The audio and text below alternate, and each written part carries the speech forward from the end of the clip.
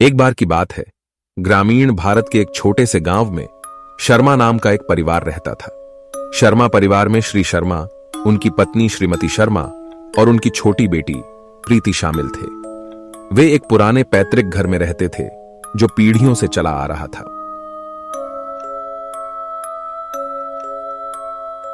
शर्मा परिवार ने हमेशा घर में भूत प्रेत होने की फुसफुसाहट और अफवाहें सुनी थीं, लेकिन उन्होंने इसे महज अंधविश्वास कहकर खारिज कर दिया।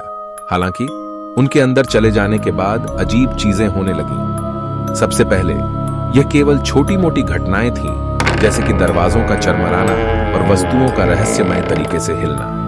उन्होंने यह सोचकर इसे नजरअंदाज कर दिया कि यह सिर्फ उनकी कल्पना है जो उनके साथ छल कर रही है। एक मनहूस रात, जब चांद काले बादलों के पीछे छिपा हुआ था, प्रीति गलियारे से आ रही एक धीमी आवाज से जाग गई। वह अपनी जिज्ञासा को रोक नहीं सकी और उसने जांच करने का फैसला किया। वह दबे पांव दालान से नीचे उतरी और महसूस किया कि उसकी रीढ़ में ठंडक दौड़ रही है। जैसे ही वह मुड़ी, वह घबराकर हांफने लगी। गलियारे के अंत में पारंपरिक भारतीय पोशाक पहने एक भूतिया आकृति खड़ी थी। इसकी आंखें लाल चमक रही थीं और इसके चेहरे पर एक दुष्ट मुस्कान थी।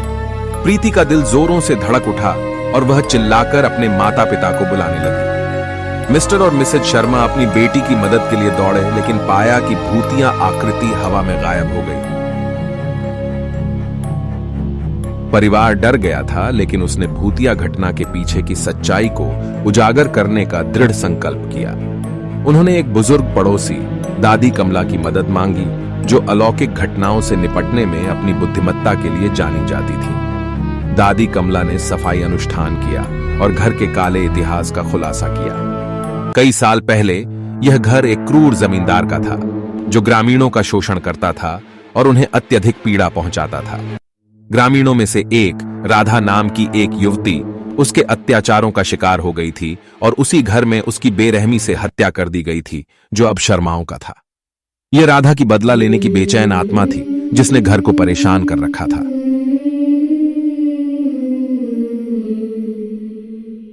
इस ज्ञान से लैस होकर शर्मा ने राधा की आत्मा को शांति दिलाने का फैसला किया।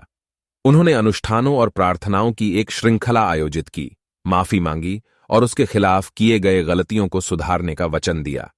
धीरे धीरे भूतिया घटनाएं कम हो गईं और घर में एक बार फिर शांति महसूस होने लगी। वर्षों बीत गए और शर्मा परिवार पैतृक घर में सौहार्दपूर्ण जीवन जीने लगा। वे हमेशा उस भूतिया मुठभेड़ को क्रूरता और अन्याय के परिणामों की याद के रूप में याद करते थे। गांव के लोगों ने भी शर्मा परिवार की बहादुरी और भुतहा घर को छुड़ाने की कहानी साझा की, और इसलिए प्रेतवाधित घर की कहानी पीढ़ियों से चली आ रही एक सतर्क कहानी बन गई, जो लोगों को दूसरों के साथ दया और करुणा का व्यवहार करने की याद दिलाती है।